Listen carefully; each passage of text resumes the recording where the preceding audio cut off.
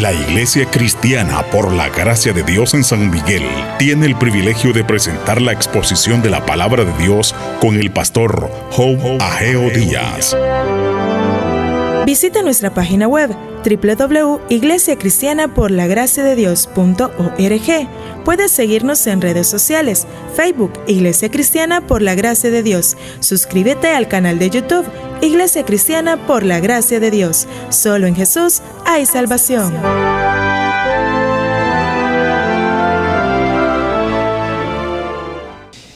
Quisiera yo compartir mi tema para esta tarde es algunas interrogantes sobre el matrimonio.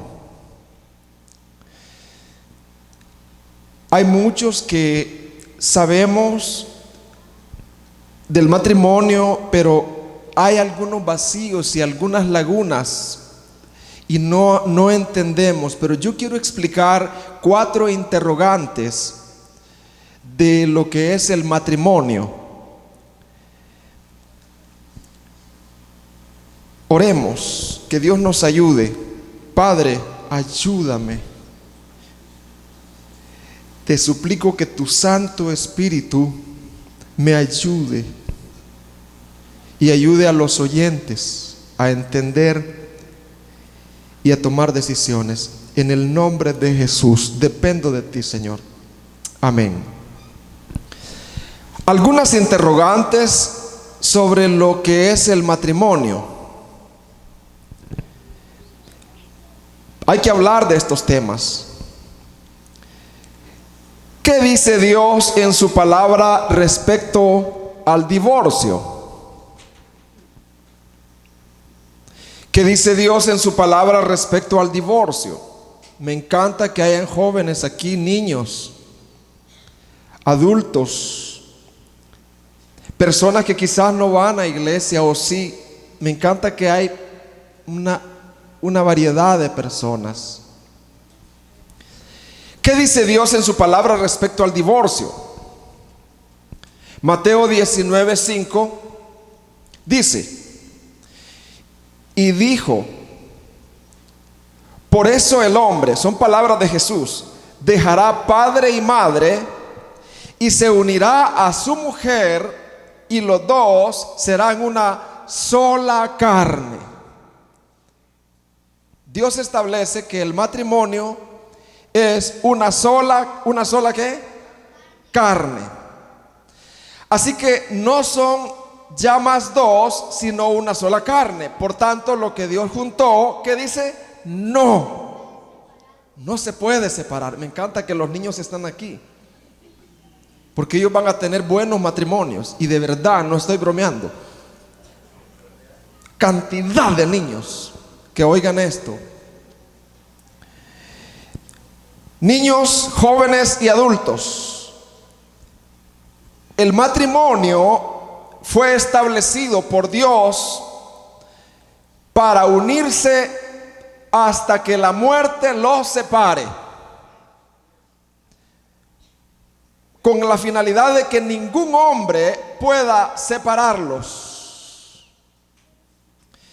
Un ejemplo: supóngase que yo construyo una mesa. ¿Qué construyo yo? Una mesa. Yo quiero ponerle fórnica a esa mesa. Voy a usar un tipo de pegamento que se llama pega de contacto. O sea, esa pega, al ponerle la fórnica, pega y ya no se despega.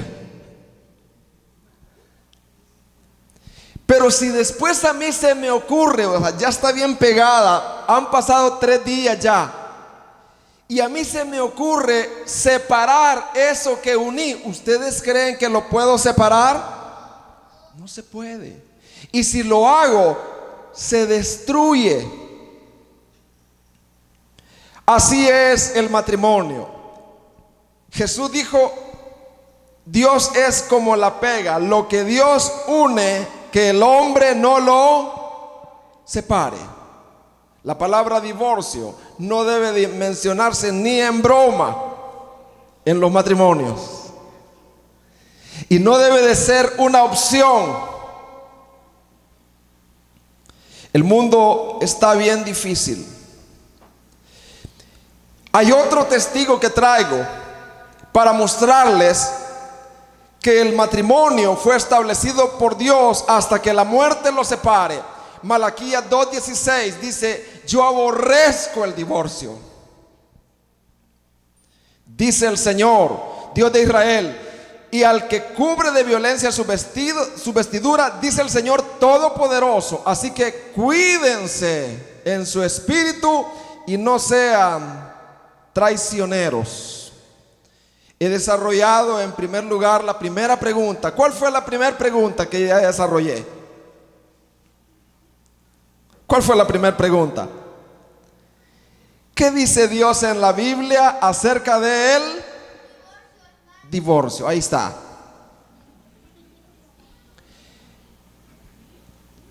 Por supuesto, quiero anticiparles que hay un divorcio legal. Quiero anticiparles, ¿verdad?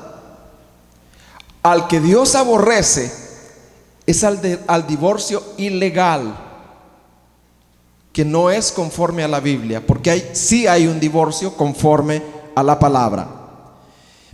Ahora, la segunda pregunta que yo traigo es: ¿por qué Dios aborrece el divorcio? Los niños podrían decir: porque es malo. Pero ¿por qué Dios aborrece el divorcio? Porque el matrimonio fue creado para reflejar el carácter de Dios. ¿Para qué fue creado el matrimonio? Para reflejar el carácter de Dios. Ayúdenme, niños, por favor. Tienen toda la libertad. El matrimonio fue creado para reflejar el amor sacrificial de Dios. El matrimonio fue creado para reflejar la fidelidad de Dios, la lealtad de Dios, el cuidado de Dios. Cuando el marido cuida, ama sacrificialmente, es fiel a su esposa, es leal a su esposa, él está cumpliendo el propósito del matrimonio, que es reflejar cómo Dios es.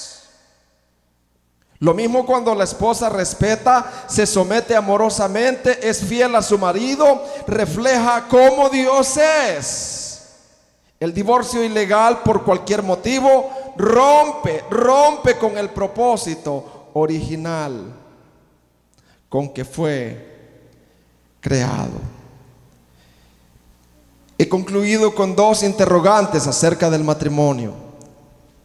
Y la tercera interrogante es: ¿cuáles son las causas bíblicas del divorcio? Hermano, ¿por qué está hablando del divorcio? Porque es bíblico hablar. Porque la gente no sabe.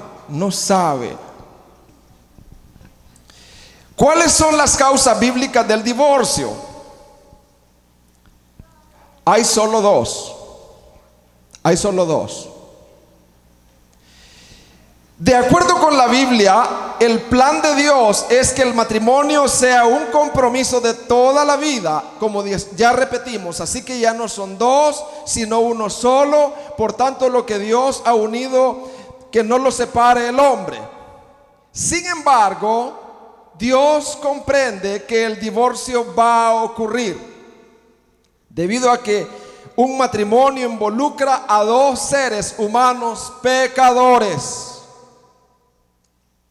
Y entonces Mateo 19:9 establece una causal de divorcio, y es la infidelidad. Cuando uno de los dos es infiel al otro. Mateo 19:9 dice: y yo os digo que cualquiera que repudia, o sea, se divorcia de su mujer, salvo por causa de fornicación, que en la traducción dice salvo por infidelidad, dice, y se casa con otra, adultera, y el que se casa con la repudiada, adultera. Quiero explicar esto. ¿Cuál es la primera causal de que una persona bíblicamente, legalmente, conforme a la Biblia, puede divorciarse? cuando el otro le ha sido infiel. Entonces, el que ha sido fiel puede divorciarse y no adultera al tener nuevas nupcias. Pero si es por cualquier causa, si es porque esta persona no cocina bien, si es por cualquier causa, sea maltrato o lo que sea, la Biblia no autoriza el divorcio, solamente por causa de infidelidad. Ahora, hay que sopesar los casos. Por ejemplo, suponiendo que una noche anterior a su boda él le fue infiel y durante el matrimonio ella le ha soportado varias reincidencias y él continúa con un no arrepentimiento, entonces es válido para la mujer, para la víctima, poder divorciarse. Estamos viviendo situaciones bien difíciles en nuestro país, donde se da más que todo en el hombre. El hombre es borracho, parrandero y jugador. Él cree que por ser hombre él puede tener varias mujeres y viene a la casa a que le planche, a que le sirva la comida para irse nuevamente con las amantes. Le da trompadas, le da pescosadas, como decimos nosotros, y luego se va. Entonces, en este caso, cuando no hay arrepentimiento, es válido el divorcio. ¿Se entiende, hermanos? Ahora, pero puede haber otro caso. El hombre ha sido fiel, pero a los 40 años de casado cayó y se arrepintió. Entonces, ahí es donde viene la gracia del perdón, la gracia de la reconciliación. Otro caso en el cual puede haber divorcio es lo que dice 1 Corintios 7:15. Dice, pero si el incrédulo se separa, por ejemplo, hay una mujer que viene a la iglesia, es convertida, y el hombre vive en casa, él está ahí y él dice yo, y ella le satisface, le atiende y todo, pero él dice yo me voy a divorciar de vos, y se divorcia y se va. Ella no está sujeta a mantenerse sola toda la vida. 1 Corintios capítulo 7 versículo 15 dice, pero si el incrédulo se separa, o sea, se divorcia, sepárese ella. Pues no está el hermano o la hermana sujeto a servidumbre en semejante caso, sino que a paz nos ha llamado Dios. Un hermano allá en Latinoamérica dice que en su diario transcurrir ha visto mujeres que mueren en los hogares, siendo maltratadas, soportando todos los adulterios de su marido, y han ido a la tumba. Por eso él escribió un libro llamado Una puerta llamada divorcio. Y en cuarto lugar, traigo otra pregunta, y esta pregunta es bien polémica, pero hay que analizarla. ¿Por qué en el Antiguo Testamento se dio la poligamia? O sea que el hombre puede tener más de 2 mujeres. ¿Por qué en el Antiguo Testamento se dio la poligamia y aún los hombres santos como David, Abraham, Jacob, Salomón y otros reyes la practicaron? ¿Por qué se dio eso? ¿Cómo podemos entender hoy en nuestros días? La pregunta es, ¿instituyó Dios la poligamia en el Antiguo Testamento? No, Dios no instituyó la poligamia. Génesis 2:22 dice, Y de la costilla que Jehová Dios tomó del hombre, hizo una mujer. ¿Cuántas mujeres le hizo Dios al hombre? Una sola. Y la trajo al hombre, habiendo en Dios abundancia de espíritu, abundancia de poder. Cuando Dios hizo el matrimonio, le trajo al hombre una mujer. Malaquías 2:15 dice: no hizo él uno, habiendo en él abundancia de espíritu. ¿Y por qué uno? Porque buscaba una descendencia para Dios. Los hogares, para que estén bien establecidos y sus papás puedan ver una descendencia piadosa, es más ventajoso donde no ha habido divorcio.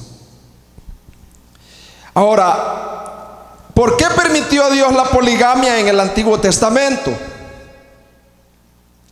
Siendo honestos, ya dijimos, Dios no la instituyó, pero la toleró. O sea, la permitió. La Biblia no dice específicamente por qué Dios permitió la poligamia. No dice. Lo más que podemos hacer es informarnos o especularnos o investigar en base a la historia. En el antiguo tiempo, las guerras hacían que los hombres disminuyeran. O sea que si en una guerra era de 10,000 contra 10,000, no iban mujeres, sino que iban 10,000 hombres. Y si morían 2,000, ¿quién? 2,000 ¿qué? 2,000 hombres. Entonces, el hombre se iba disminuyendo. Tercero, debido a las sociedades patriarcales, era casi imposible para una mujer soltera mantenerse por ella misma. Generalmente las mujeres en ese tiempo carecían de educación y preparación. Las mujeres dependían de sus padres, hermanos, esposos para su provisión y protección. La mujer soltera con frecuencia estaba expuesta a la prostitución y esclavitud.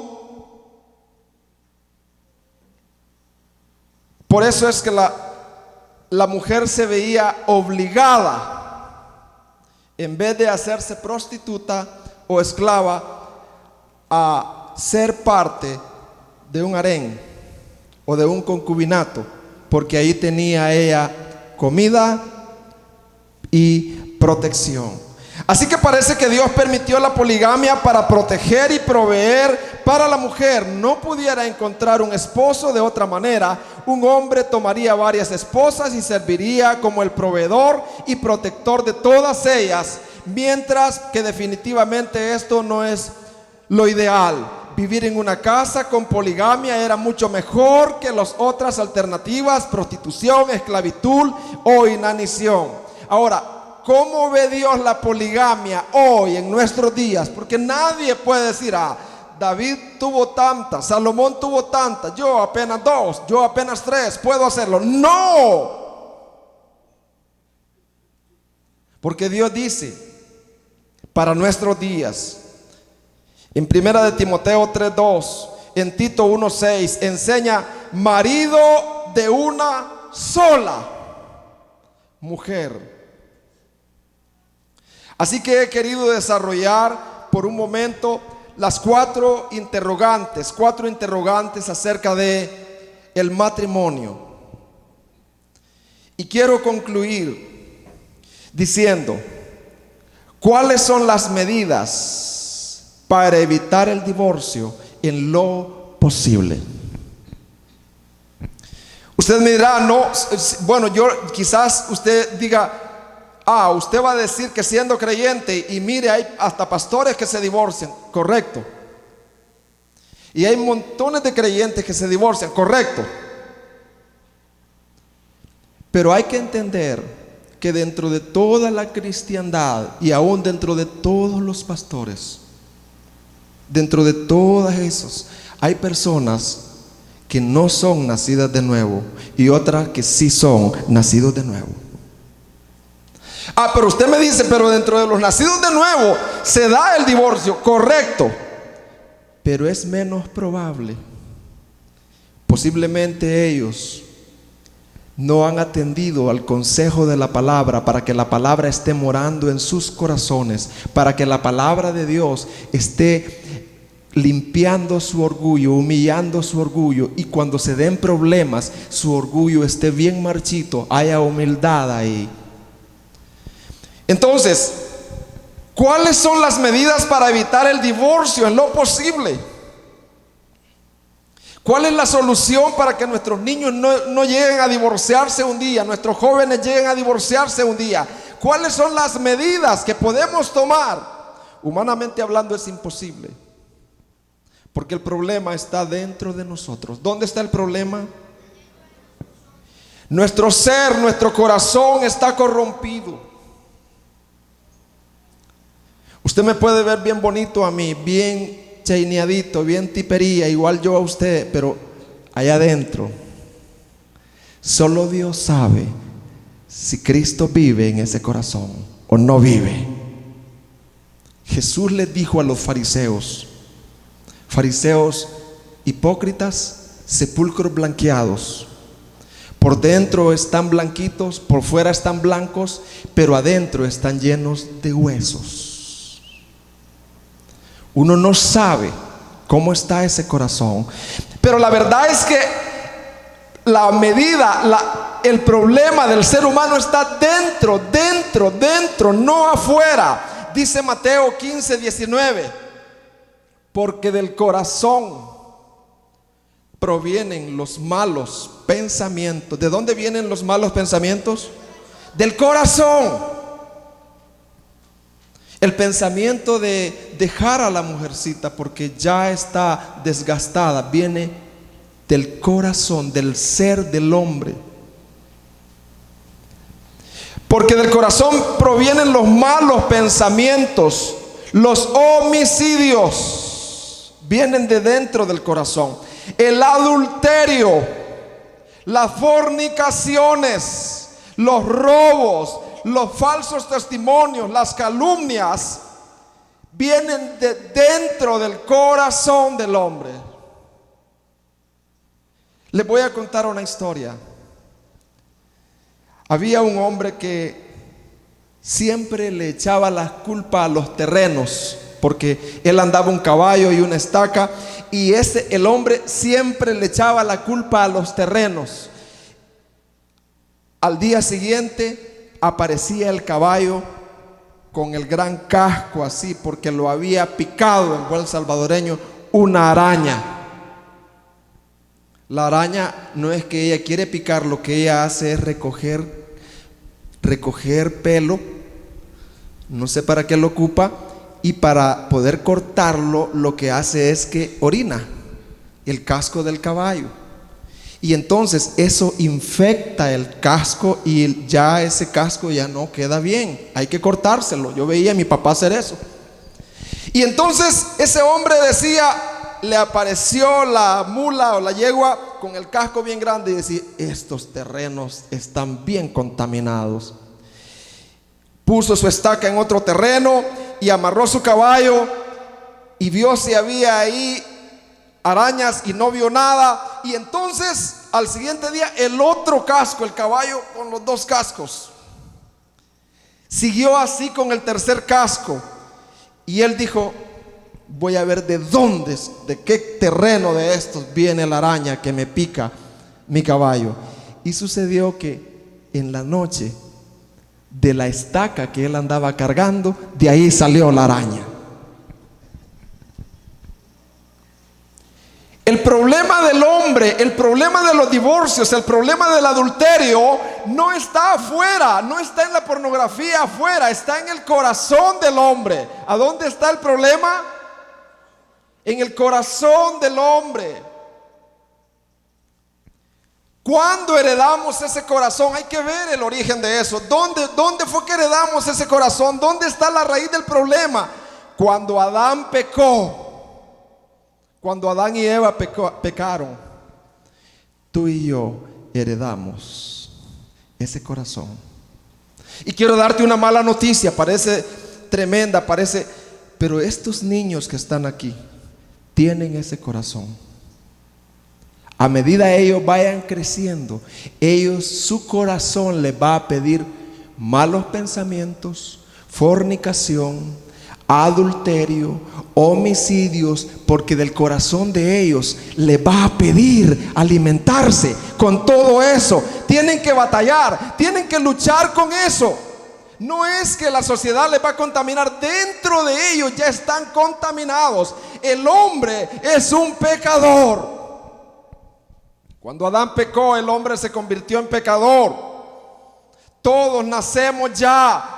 No es mi angelito, como decía un hermano, es mi pedacito de pecado. Cuando usted reciba a su nietecito, a su niño, usted le dice mi angelito, pero hay un hermano que dice mi pedacito de pecado. Ya viene eso ahí. Y por eso hay que orar, hay que orar, hay que orar. Hermanos, ¿cómo podemos solucionar ese corazón? ¿Sabes? Se le llama el corazón no reconciliado. Adán se enemistó con Dios, perdió la paz, perdió la armonía con Dios. Y así es todo hombre. Te mostraré cuán alejado estás tú de Dios. ¿Verdad que algunos de ustedes han ido a la universidad y han terminado 5 años, han seguido maestrías? Y verdad que la Biblia nunca la has leído con todo el corazón. ¿Sabes por qué? Porque tu corazón ama este mundo, pero no ama la carta de amor. Esa es una señal que tú estás lejos de Dios. Te voy a comprobar lo lejos que estás de Dios, porque es mi trabajo. Si tú eres un varón y tuvieras una novia y se va para Rusia, es la mujer ideal o el hombre ideal, y él de allá te manda, tú estás enamorado, en amores con él, y de allá te manda 25 cartas llenas de letras con corazoncitos. Te pregunto, ¿las tirarías?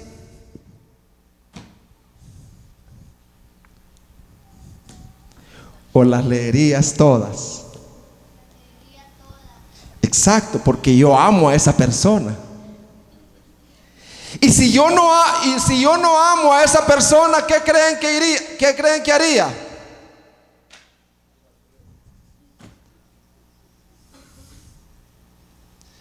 Las Biblias son menospreciadas porque el corazón no está reconciliado. Tú necesitas reconciliarte con Dios. Yo sé que te va bien en algunas áreas, pero con Dios no estás bien. ¿Cómo estás? Bien. No estás bien. No estás reconciliado, no estás en paz con Dios. En las noches tú lloras. Tú eres cautivo de tu pecado. Quizás estaré frente a un adolescente que ahorita está pensando en su Facebook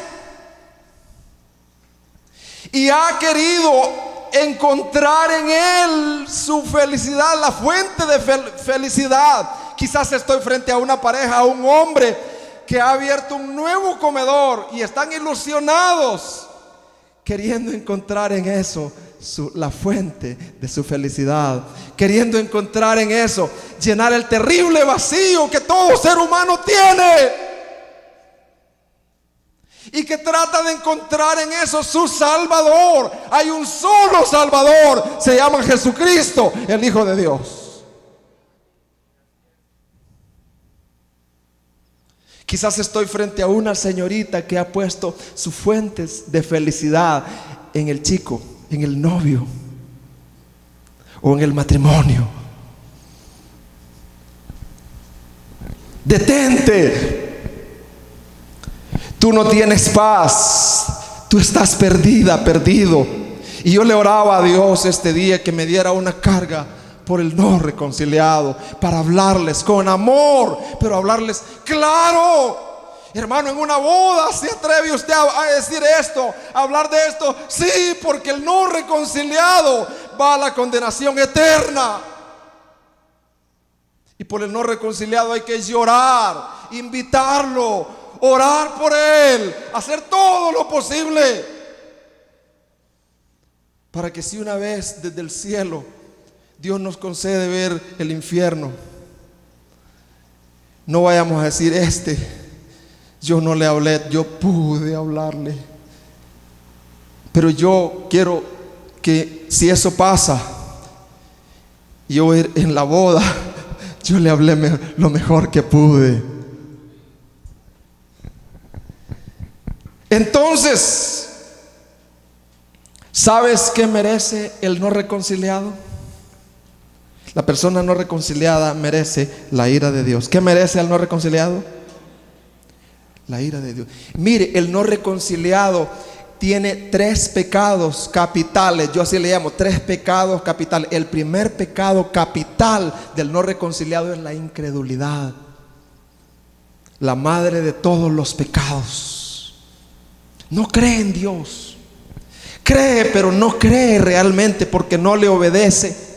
Otro pecado capital del no reconciliado es la justicia propia. Se cree bueno y Dios dice: todos somos pecadores, todos estamos condenados, pero yo no he hecho muchos pecados. Mira, Adán solo desobedeció y fue una mordidita nada más, y él y toda la generación quedaron condenados. Y el otro pecado capital es la ignorancia del gran juicio de Dios que está sobre el no reconciliado. ¿Sabes cómo es el no reconciliado? Es cuando una cucaracha grande entra a mi cuarto. Es cuando una víbora entra a mi cuarto. ¿Qué voy a hacer yo? Ah, qué linda, ¿va? Qué linda la víbora, qué linda la cafecita, la cucaracha. No, perdón. Que es instintivo. Pero mira, escúchame, tú que no estás reconciliado, quiero hablarte del gran amor de Cristo. ¿Sabes? Tú estás frente a un juez en la época romana. ¿En qué época? En la época romana.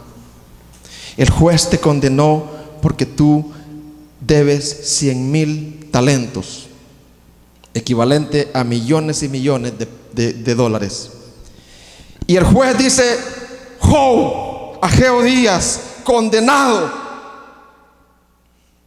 Juan Hernández, condenado. Y de repente entra un hombre desconocido a la corte romana y dice: señor juez, ¿puedo hablar? Sí, pero después que el condenado sea ejecutado. No, ahorita, antes, señor juez. ¿Por qué le urge? Porque yo amo a este condenado y quiero pagar la deuda. ¿Cuánto debe, señor juez? Tantos talentos, 100 talentos. Yo lo voy a pagar. Y el juez se ríe y dice: pero no solamente debe eso, él ha cometido varios homicidios y merece la crucifixión.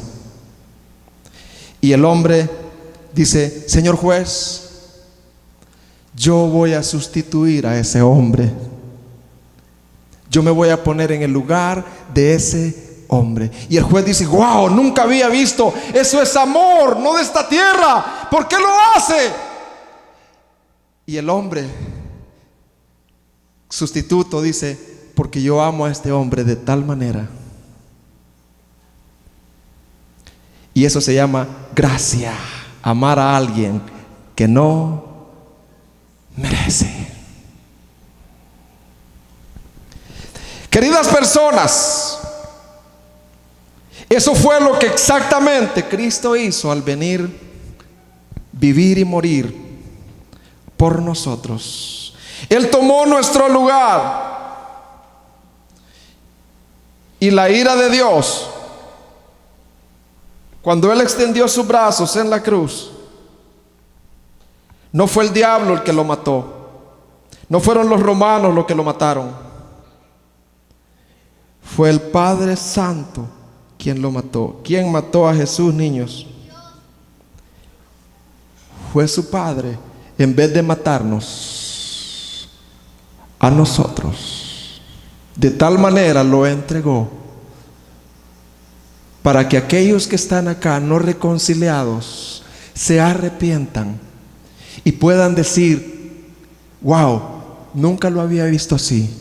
Yo creí que era buena gente, yo creí que por no ser un gran ladrón no estaba condenado, yo creí que, ¿verdad? Porque me está yendo bien en el negocio, en la profesión, estaba bien. ¡Wow! Debo cambiar esa mente. Eso es arrepentimiento. Y lo otro es, ven, no solamente en arrepentimiento, sino en fe. No confíes en ninguna cosa buena en ti para salvarte. Confía solamente en Dios. Yo quiero que cantemos un coro, porque este matrimonio se trata de eso. Y yo quiero que lo escuches, por favor. Y si acá Dios te pone a tomar decisiones, si en tu casa Dios pone a tomar decisiones y decir: wow, este mensaje me ha descubierto, me ha hablado mucho, yo no lo voy a dejar caer, yo quiero poner en práctica este mensaje, lo que es fe y arrepentimiento. El coro dice: si has probado todas las cosas y en ninguno has hallado paz. La Iglesia Cristiana por la Gracia de Dios en San Miguel tuvo el privilegio de presentar la Palabra de Dios. Estamos ubicados en calle Hermanos Marista, pasaje Azucenas, número 36, Colonia Ciudad Jardín, San Miguel, al interior de la Escuela Cristiana Oasis. Para mayor información, puedes contactarnos a los teléfonos 2660-5494 o al celular 7516-8322. Visita nuestra página web www.iglesiacristianaporlagraciadedios.org. Puedes seguirnos en redes sociales, Facebook, Iglesia Cristiana por la Gracia de Dios. Suscríbete al canal de YouTube, Iglesia Cristiana por la Gracia de Dios. Solo en Jesús hay salvación.